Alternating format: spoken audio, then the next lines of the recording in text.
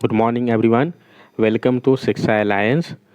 Before starting current affairs हम कल के होम असाइनमेंट को डिस्कस कर ले. आपका क्वेश्चन था who appointed India's next permanent representative to UNESCO. Option A Vishal V Sharma, option B Brajendra Navneet, option C Indramani Pandey, option D none of this. इसका correct answer option A है विशाल वी शर्मा.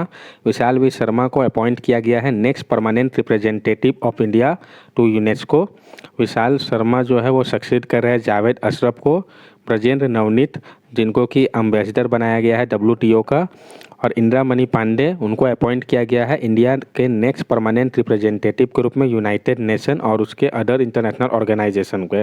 अब यूनेस्को के बारे में हम जान लें तो यूनेस्को जो है वो United Nation Educational Scientific and Cultural Organization है. इसका काम पीस बिल्ड करना है थ्रू इंटरनेशनल कोऑपरेशन के द्वारा एजुकेशन, साइंस और कल्चर के फील्ड पे. यूनेस्को प्रोग्राम जो है वो कंट्रीब्यूट करता है अचीवमेंट की तरफ सस्टेनेबल डेवलपमेंट गोल को, जिसको कि डिफाइन किया गया है एजेंडा 2030 के द्वारा, जिसको कि अडॉप्ट किया गया था UN जनरल असेंबली में 2015 में. यूनेस्को का हेडक्वार्टर पेरिस फ्रांस में है और यूनेस्को के हेड ऑड्रे अजोले है. इसका parent organization United Nation Economic and Social Council है. अब हम स्टार्ट करते हैं हमारा करेंट MCQs 18 अक्टूबर का. हमारा फर्स्ट क्वेश्चन है world menopause day is celebrate observed on. World menopause day किस दिन ऑब्जर्व किया जाता है. ऑप्शन ए 10 अक्टूबर, ऑप्शन बी 1 अक्टूबर, ऑप्शन सी 18 अक्टूबर, option D none of this. Correct answer है ऑप्शन सी 18 अक्टूबर.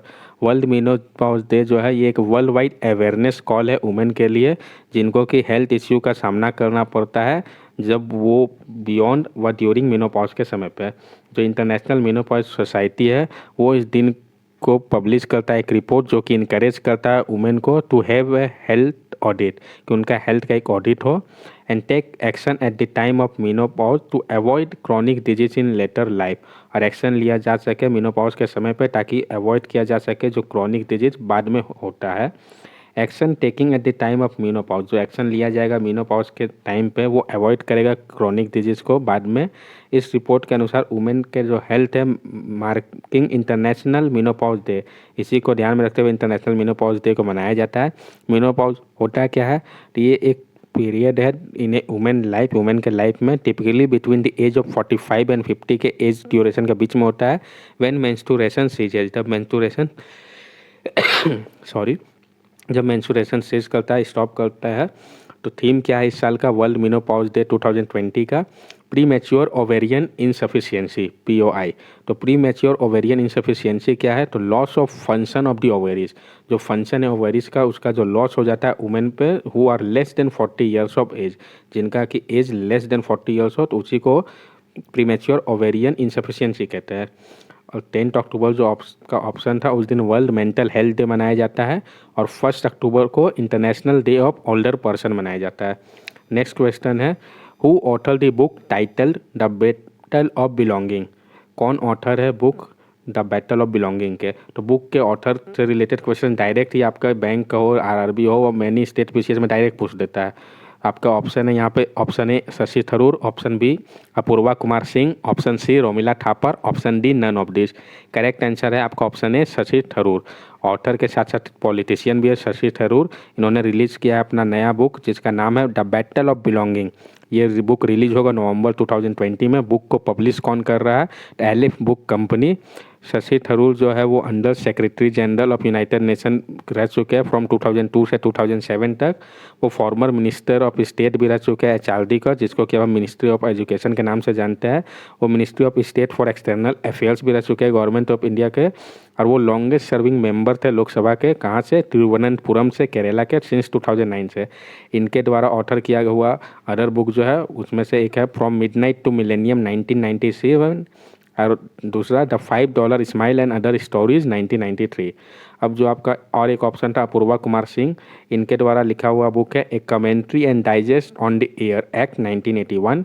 और रोमिला थापर जो कि एक हिस्टोरियन है, उनके द्वारा लिखा हुआ बुक है Voices of Dissent. Next question है विच स्टेट और UT launch my town my pride programme to deliver service in urban area? किस स्टेट या यूटी के द्वारा लॉन्च किया गया है my town my pride programme को डिलीवर करने के लिए सर्विसेज को अर्बन एरिया में? Option A Jammu and Kashmir, option B Delhi, option C Uttarakhand, option D none of this. Correct answer आपका ऑप्शन ए है Jammu and Kashmir.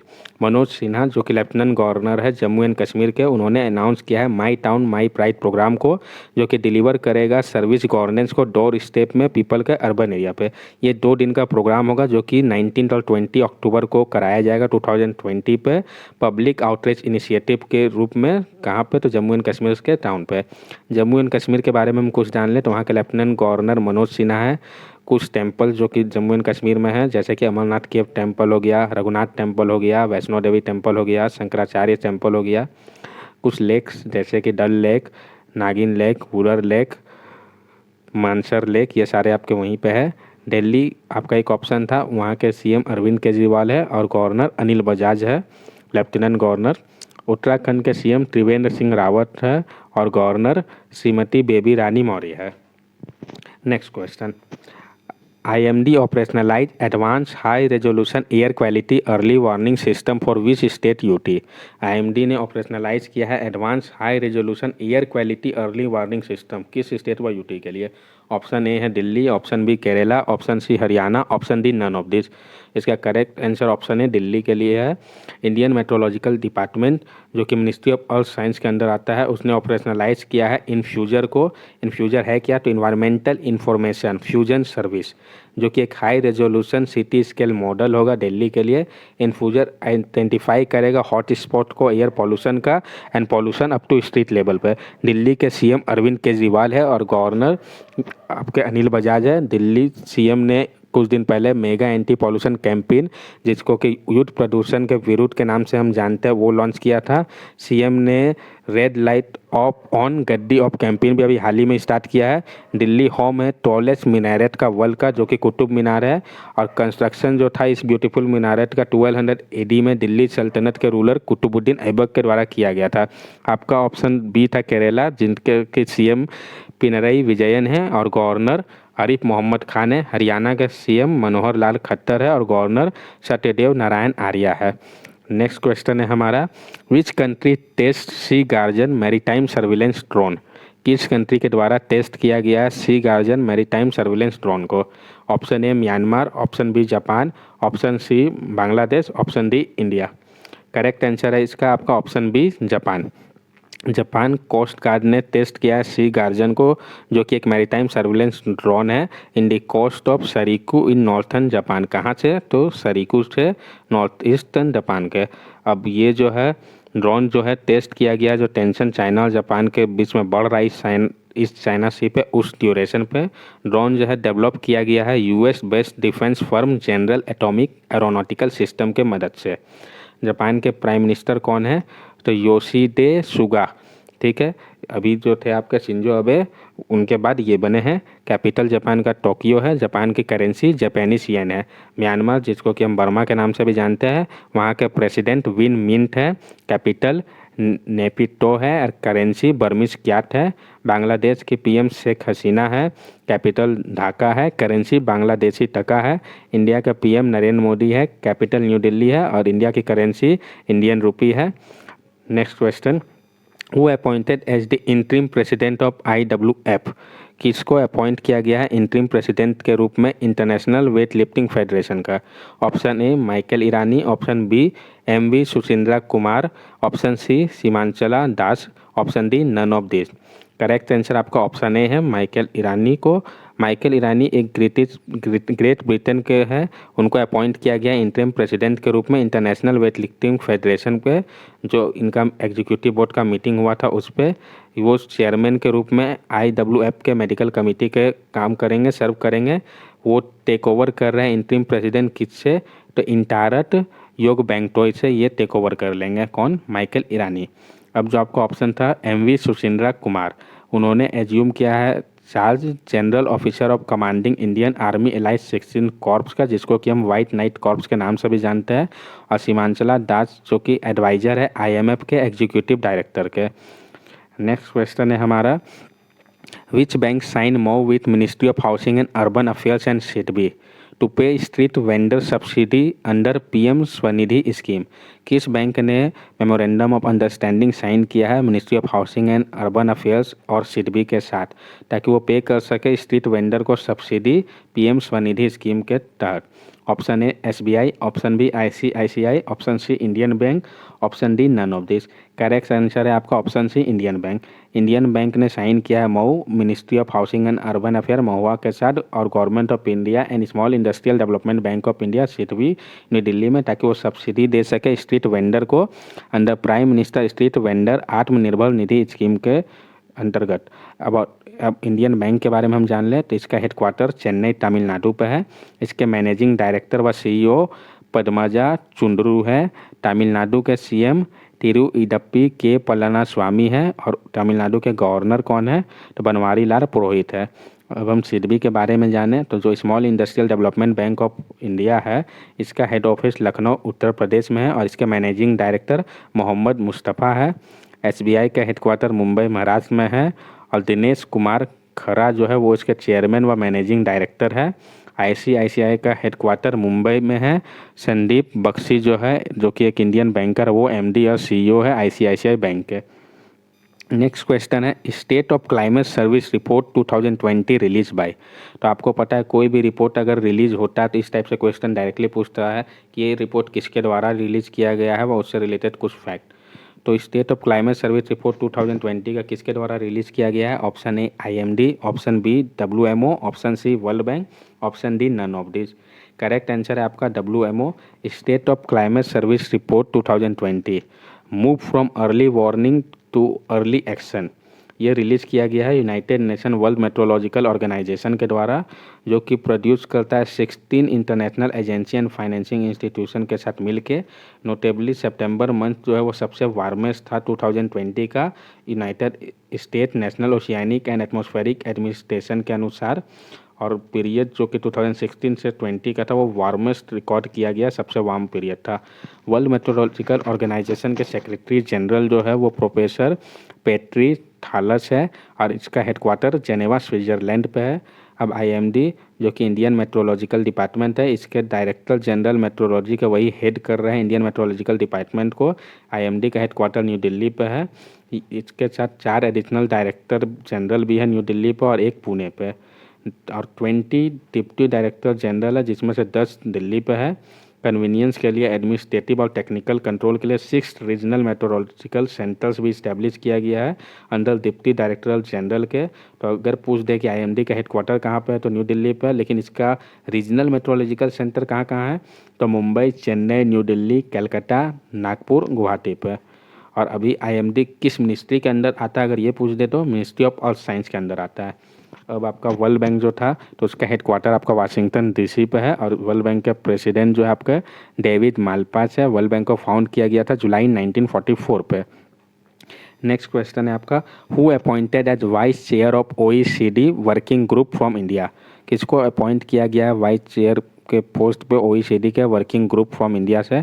Option A Ekta Kapoor, option B Indira Mani Pandey, option C Brajendra Navneet, option D none of this. Correct answer आपका option A Ekta Kapoor.